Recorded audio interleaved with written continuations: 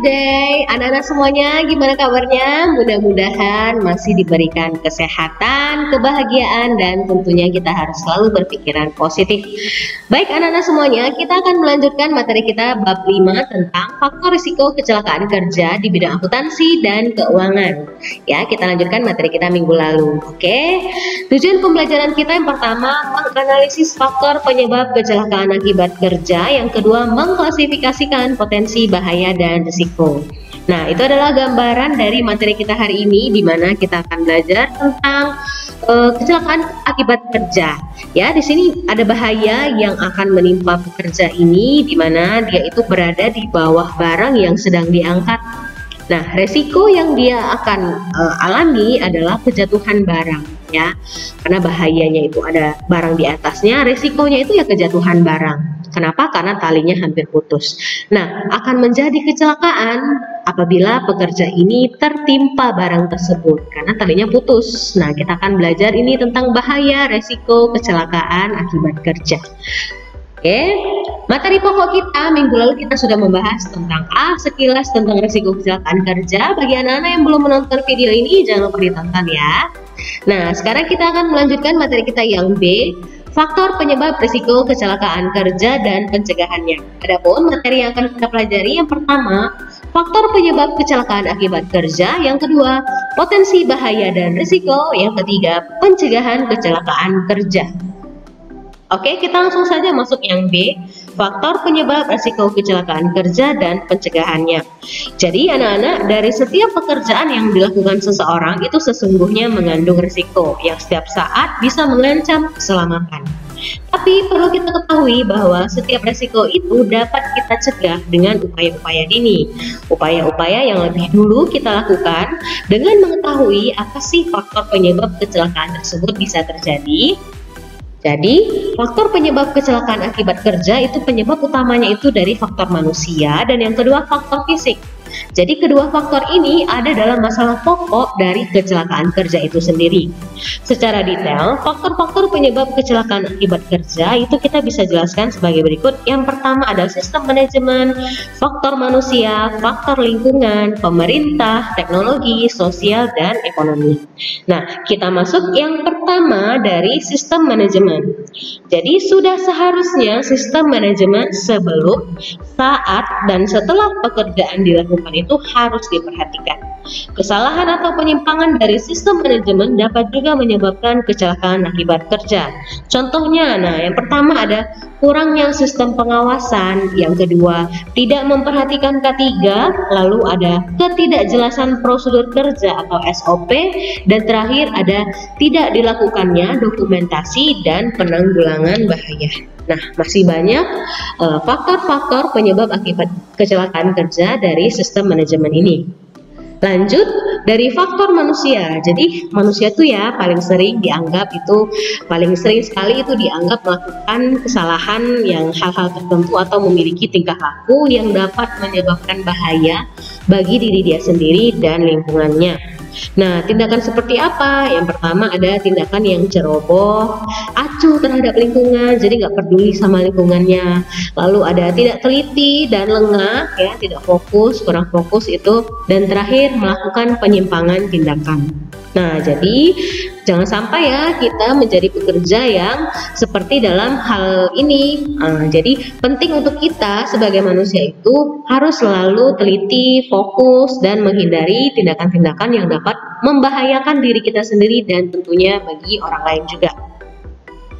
Yang ketiga adalah faktor lingkungan. Jadi kondisi lingkungan yang tidak sesuai dengan yang seharusnya tentu dapat memicu kecelakaan kerja, ya. Contohnya seperti apa? Yang pertama, keadaan bising yang ada dan atau timbul di lingkungan kerja. Jadi kalau bising kan susah ya untuk bekerja, jadi pekerjaannya itu bisa seperti beresiko, ya. Lalu alur kerja yang tidak sesuai dengan SOP, alat kerja yang tidak dalam kondisi siap pakai atau prima, dan terakhir instalasi listrik yang terkadang terbengkalai. Nah, seperti di gambar ini, pekerja ini terlalu beresiko ya pekerjaannya itu. Sementara safety-nya itu dia tidak menggunakan helm, dia cuman pakai ya gantungan tali gitu aja di badannya ya. Nah, itu terlalu beresiko. Jadi alat kerjanya itu jangan sampai itu tidak dalam kondisi yang siap pakai. Lalu instalasi listrik, nah ini yang kadang tuh kalau di kantor itu colokan listrik, kabel-kabel itu tidak tertata dengan rapi, nah itu juga menjadi risiko kecelakaan akibat kerja.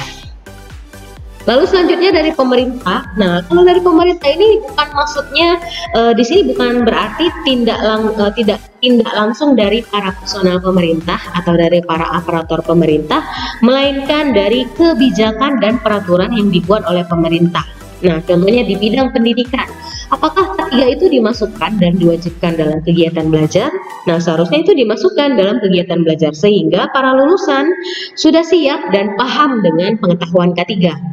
Lalu di bidang politik, nah bagaimana peran organisasi perburuan? Apakah sudah memperjuangkan perlindungan bagi para pekerja dan pegawai?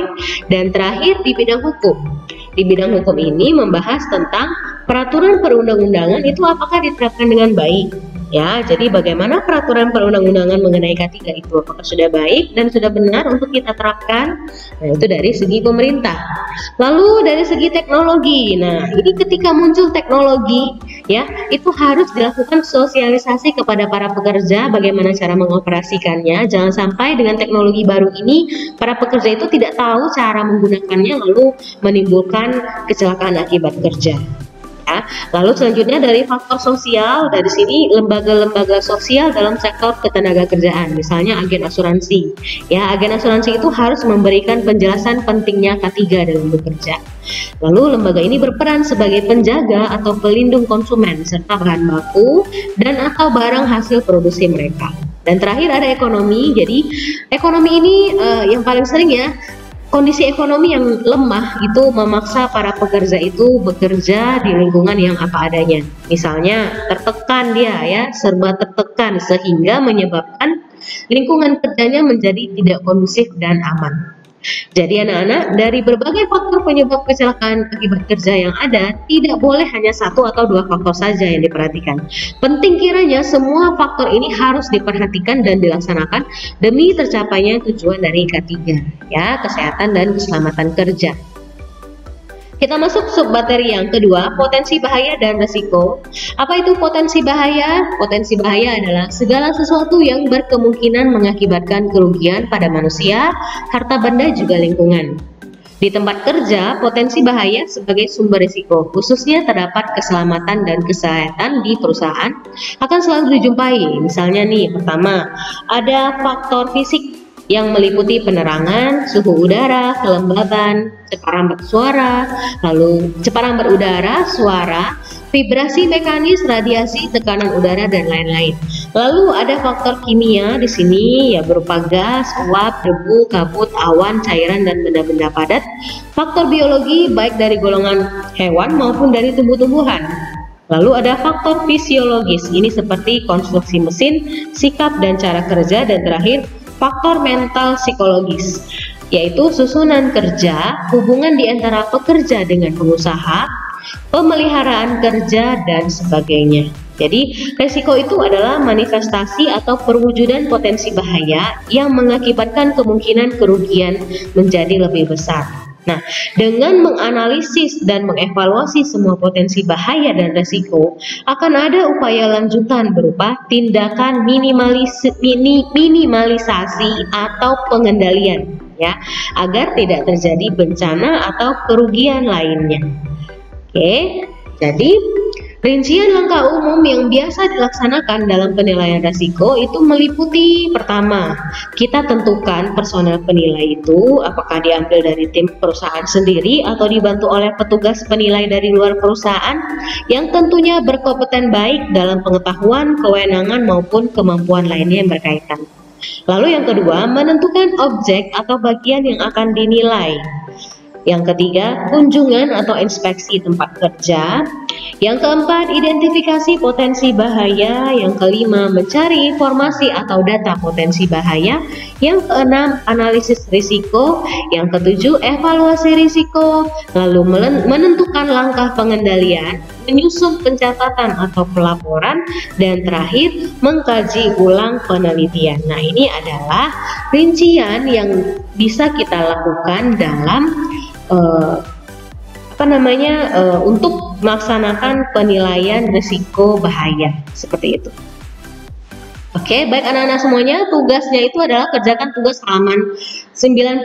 Di sana ada tugas 5.3 tentang 5 faktor penyebab kecelakaan kerja yang paling sering. Nah, itu silakan kalian urutkan, lalu kalian analisis alasannya itu apa ya. Jadi dari faktor penyebab kecelakaan kerja yang udah kita pelajari itu, kamu cari 5 yang paling sering terjadi dan alasannya. Oke. Baik anak-anak semuanya, sampai di sini dulu materi pembelajaran kita tentang faktor risiko kecelakaan kerja di bidang akuntansi dan keuangan. Minggu depan kita akan membahas bagaimana caranya melakukan pencegahan kecelakaan kerja. Oke, baik anak-anak semuanya, jangan lupa untuk selalu menyaksikan video pembelajaran setiap minggunya. Oke, thank you for watching. Jangan lupa like this video, komen dan share, dan tentunya di subscribe.